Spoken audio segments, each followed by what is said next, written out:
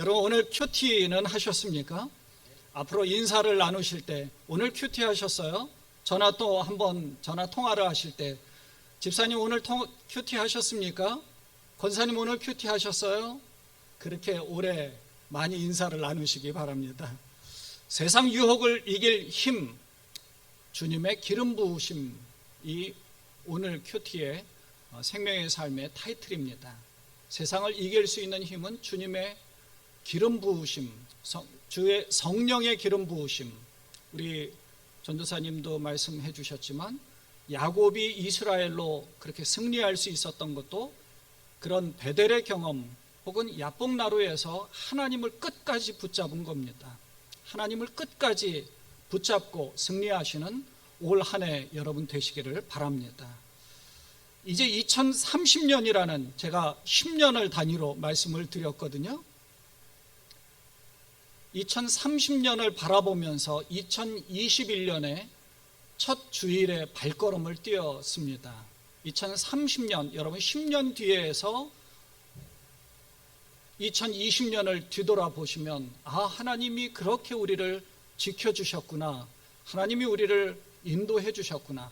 그 가운데서도 나를 이렇게 건강하게 하나님이 붙잡아 주셨구나. 그런 고백, 그런 축복이 여러분에게 임하시기를 축원을 드립니다.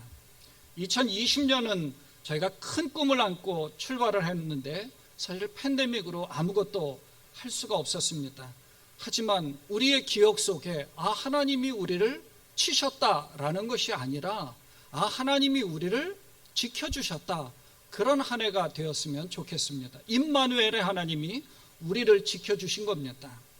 불안함도 있고 어려움도 있지만 하나님은 우리에게 이 모든 상황을 이길 수 있는 믿음과 힘을 주셨습니다.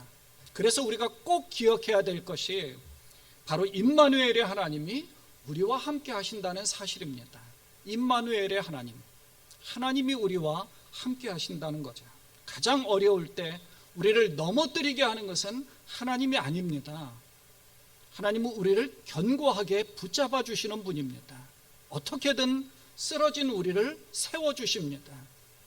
넘어진 우리를 일으켜 세워주시는 분. 낭망해 있을 때, 좌절해 있을 때, 절망과 시리에 빠져 있을 때 힘을 주는 분이 바로 하나님입니다. 그 엄청난 기적 같은 사역을 했던 엘리야도 낭망해 있을 때 하나님이 일으켜 세워주잖아요. 그런 하나님입니다. 그 하나님이 사랑하는 여러분들을 더 사랑하시고 일으켜 세워주시는 줄 분명히 믿습니다. 그래서 지난 2020년을 우리가 앞으로 10년 뒤, 또 젊은 분들은 20년 뒤, 더 젊은 분들은 30년 뒤에 2020년을 뒤돌아보면 하나님이 나를 그렇게 세워주시고 붙잡아 주셨구나. 그런 어려운 상황 가운데서도 하나님이 견고하게 나를 붙잡아 주셨다는 그런 사실을 기억하게 될 것입니다. 온 세계가 팬데믹으로 여러 가지 힘든 상황 가운데 있을 때 하나님이 지켜주셨다는 그런 사실을 우리가 기억하면서 그 사실을 감사할 줄로 분명히 믿습니다. 성경은요, 우리가 고난 가운데 있을지라도 하나님을 붙잡고 끝까지 죄를 범하지 않으면, 낙심하지 않으면 때가 될 때 하나님이 다시 회복시켜 주신다는 사실을 가르쳐 줍니다. 욥이 고난 가운데서도 믿음을 잃지 않았을 때 끝까지 그 친구들이 뭐라고 이야기했어? 그 와이프도 차라리 너의 태어남을, 그리고 하나님을 저주하고 떠나잖아요. 떠났을 때도 끝까지 하나님을 저주하지 않았고 원망하지 않았고 끝까지 하나님을 붙잡았습니다. 결국 그를 회복시켜 주었습니다. 야곱이 그 인생 가운데서도 여러 가지 어려움을 많이 당했지만 하나님이 지켜주셨고요. 지난 수요일 날 말씀드렸던 요셉도 굉장히 고난을 많이 당했지만 끝까지 하나님을 믿는 믿음 가운데서도 죄를 범하지 않으므로, 그래서 억울한 옥살이를 했지만 그래도 하나님이 그를 높이셨습니다. 그걸 보신 거예요. 끝까지 인내하는 믿음을 본 겁니다. 성경은 우리에게 그걸 가르쳐 주는 거예요. 2000년 전, 아니 3000년 전인 다윗 시대, 아니 그 전 4000년 전인 아브라함의 시대, 이 성경이 우리에게 그것을 가르쳐 주는 겁니다. 그래서 믿음을 굳건하게 하면 하나님께서 우리를 세워주시고 회복시켜 주신다는 그 사실을 가르쳐 주는 거죠. 그래서 우리는 그런 하나님을 바라봐야 되고 그런 하나님을 끝까지 붙잡으라는 겁니다. 오늘 본문을 보면 보통 신년이 되면 많이들 인용하면서 읽혀지는 말씀이거든요. 다시 한번 읽어보면 18절에서 이렇게 말씀합니다. 너희는 이전 일을 기억하지 말며 옛날 일을 생각하지 말라. 여러분, 이 구절 하나를 딱 보면 어떤 느낌이 있습니까? 과거는 잊어버리고 미래를 향해서 나아가자. 사실 목사님들도 그렇게 많이 설교를 하시긴 하죠. 사실 힘들었던 과거를 잊어버렸으면 좋겠다라는 그런 측면에서 이 말씀을 많이 인용하기도 합니다. 그런데요, 18절과 19절까지 읽어보면 조금 이해가 되실 말들이 있어요. 사실은 힘들었던 과거를 기억하지 말라가 아닙니다. 과거를 하나님께서 은혜를 베풀어 주셨다. 그런데 그 과거보다 더 엄청난 은혜를 베풀어 주실 것이기 때문에 과거의 은혜를 잊어버릴 만큼의 큰 은혜를 우리가 입게 될 것이다. 그 말씀을 해주는 겁니다. 자, 18절과 19절에는 너희는 이전 일을 기억하지 말며 옛날 일을 생각하지 말라. 보라, 내가 새 일을 행하리니 이제 나타낼 것이라. 새 일을 행할 것이라는 거예요. 무슨 말인가 하면 이전에 하나님께서 큰 은혜를 베풀어 주셨지만 그렇게 베풀어 주셨던 것을 잊을 만큼 더 큰 엄청난 은혜를 주신다는 거예요. 이전에 하나님이 해주신 것을 잊어버릴 만큼 놀라운 새로운 일을 행해 주시겠다고 하셨는데요. 그렇다면 과거에 무슨 일을 하셨고 미래에는 또 무슨 일을 해주신다는 얘기인가? 우리가 이제 그걸 보게 되죠. 우선 이렇게 말씀하신 배경은 이런 겁니다.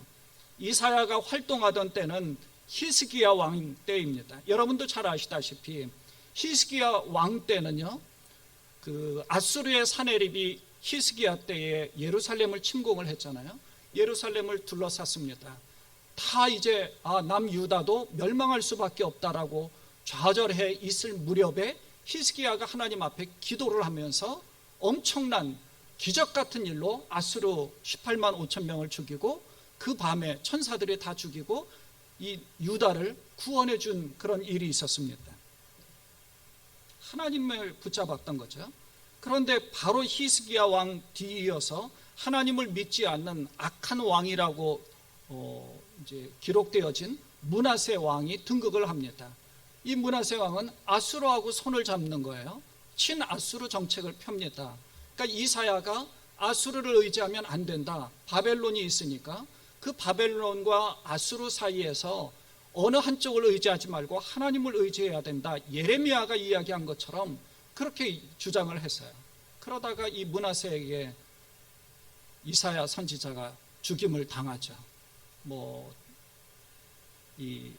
톱으로 허리를 잘리는 그런 죽임을 당했다고 합니다. 그런 상황 가운데서 예언을 한 것이 이런 내용입니다. 오늘 본문에는 그런 엄청난 세계적인 이 소용돌이 속에서 하나님께서 엄청난 일을 어떻게 행하셨고 얼마나 이스라엘 백성들을 사랑하시는가를 가르쳐주고 있는 겁니다.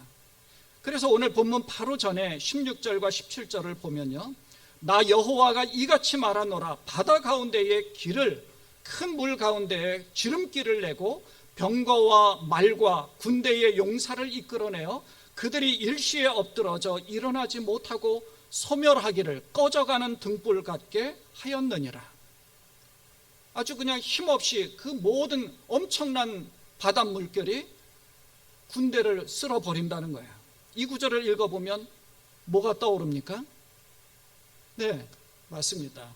애굽의 군대가 떠오르잖아요. 홍해를 건널 때에 애굽의 군대가 뒤쫓아오다가 몰살당했잖아요. 과거의 출애굽으로 이스라엘 백성들을 이렇게 하나님께서 엄청난 은혜를 베풀어 주셨다는 겁니다. 엄청난 하나님의 도우심이죠. 감히 생각할 수 있겠습니까? 생각도 못하죠. 앞에 홍해가 있고 뒤따라오는 애굽의 군대가 있는데요, 이제 꼼짝없이 죽었구나라고 생각할 무렵에 바다가 열린 겁니다. 물론 밤새도록 모세가 그 손을 내어 밀었죠.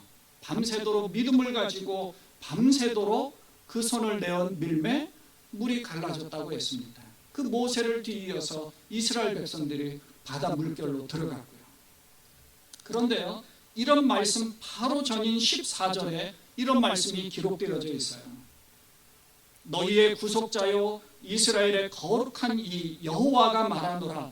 너희를 위하여 내가 바벨론에 사람을 보내어 모든 갈대아 사람에게 자기들이 연락하던 배를 타고 도망하여 내려가게 하리라.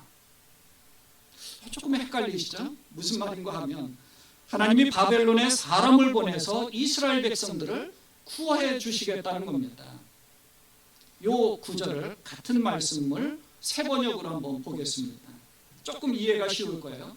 너희들의 속량자시요 이스라엘의 거룩하신 분이신 주님께서 이렇게 말씀하신다. 내가 바빌론에 군대를 보내어 그 도성을 치고 너희를 구하여 내겠다. 성문 빗장을 다 부수어 버릴 터이니 바빌로니아 사람의 아우성이 통곡으로 바뀔 것이다. 조금 이해가 되시죠? 바빌론에 군대를 보내서 너희를 구해내겠다는 거예요. 성문 빗장을 다 부수어서 바빌론 사람들이 아우성 통곡으로 바뀐다라고 하는 겁니다. 사실은 이 세 번역은 좀 쉬운 말로 우리에게 알려주는 것이 아니라 원어의 성경을 그대로 해석한 겁니다. 조금 더 그 전에 조금 잘못 해석한 부분, 사실은 해석하는 데 있어서 조금 꼬인 부분들이 있어서 그걸 정확하게 해석하려고 다시 해석을 한 거예요. 그런데 전체적으로 지금 우리는 이 말씀을 읽어보면요, 2500년 전 일입니다. 아직 남유다가 멸망도 하기 전이에요. 바빌론의 포로가 되기도 전입니다.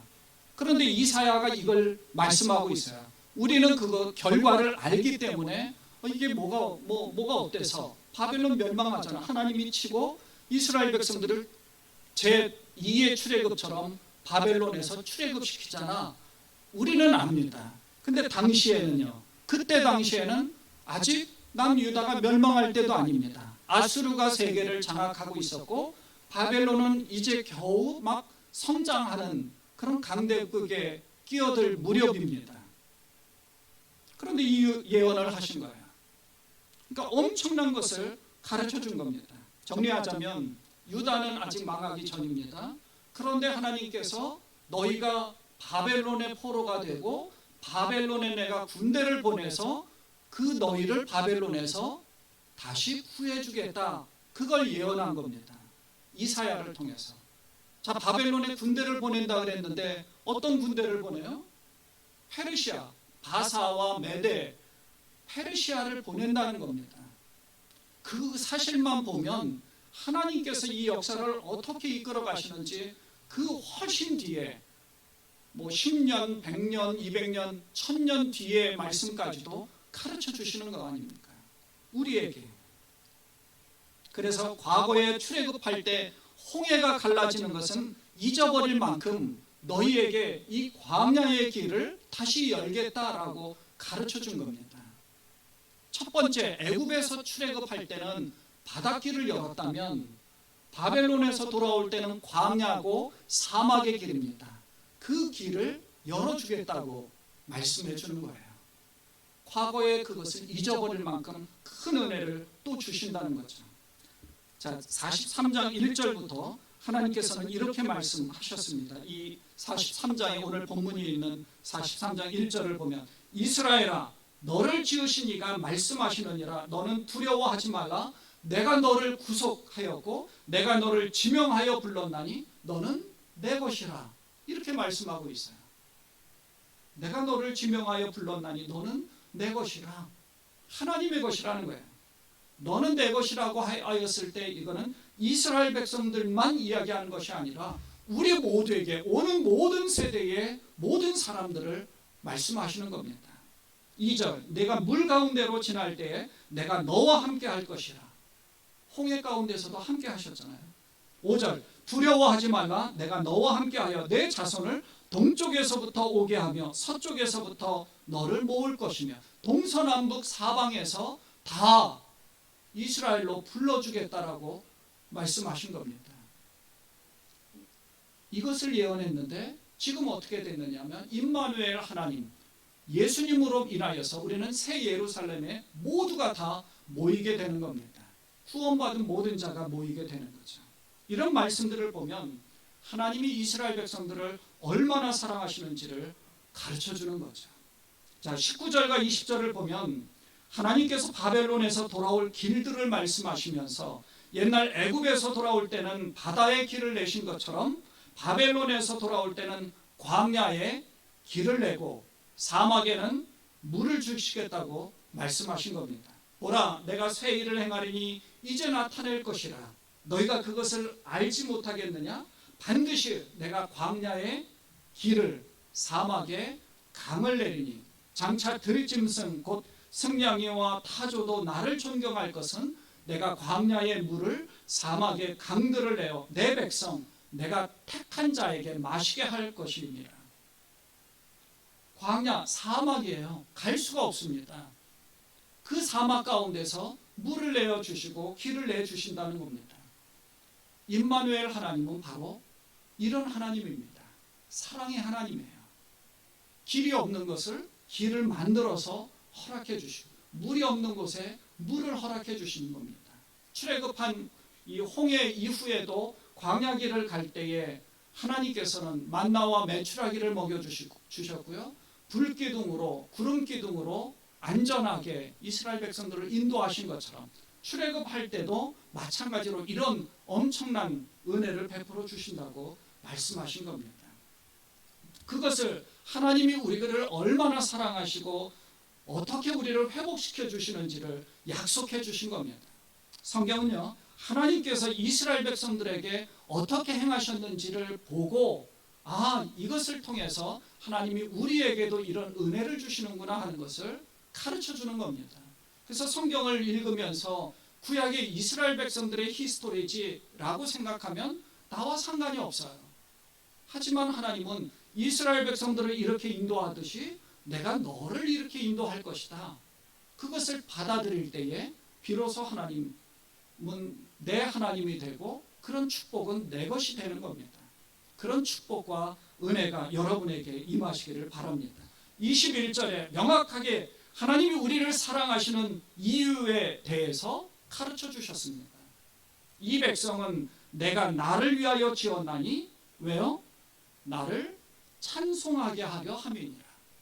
하나님이 이 세상에 우리를 창조하신 목적이 바로 이것입니다.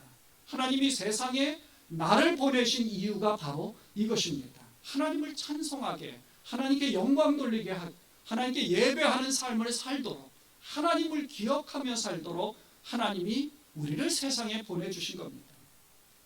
하나님이 여러분을 세상에 왜 보냈겠습니까? 세상을 흐트러 놓으려고요? 세상 가운데서 낙심하고 좌절 가운데 살라고요? 두려움과 불안 가운데 살라고요? 아닙니다. 하나님은 우리를, 여러분을 하나님께서 세워주시며 하나님을 찬송하며 살도록 하나님이 힘을 주시고 그래서 세상에 보내주신 겁니다. 지금도 하나님은 여러분과 함께 계십니다. 임마누엘 하나님은 언제나 여러분과 함께 하십니다. 사랑하는 여러분, 이제 새 일을 행하실 하나님을 바라보시기 바랍니다. 무슨 일을 행하실까요? 하나님께서 여러분 개개인을 통하여서 어떻게 영광을 받으실까? 하나님이 여러분의 앞길을 또 그렇게 열어주시는 겁니다. 하나님이 이제 무슨 일을 행하실지, 하나님이 나를 통해서 무슨 일을 행하실지, 하나님이 올해 우리 교회를 통하여서 무슨 일을 행하실지, 하나님이 올해 우리 가정을 통해서 무슨 일을 행하실지, 우리의 자녀들이 올해 어떤 일들을 행하게 될지, 하나님이 그것을 통하여서 어떻게 놀라운 일들을 행하여서 하나님이 영광을 받으실지, 내가 그것을 감사하고 찬양하고 영광 돌리면서 예배할지, 그것을 기대하는 겁니다. 다음 주에 저희가 사무총회를 하게 되지만 올해 저희의 교회의 표가 표대를 향한 새로운 출발입니다. 새로운 출발, 새로운 일을 행하실 하나님과 함께 새로운 10년을 바라보면서 우리 시온성교회가 이제 또다시 발걸음을 띄어서 그 10년 뒤를 바라보려고 합니다.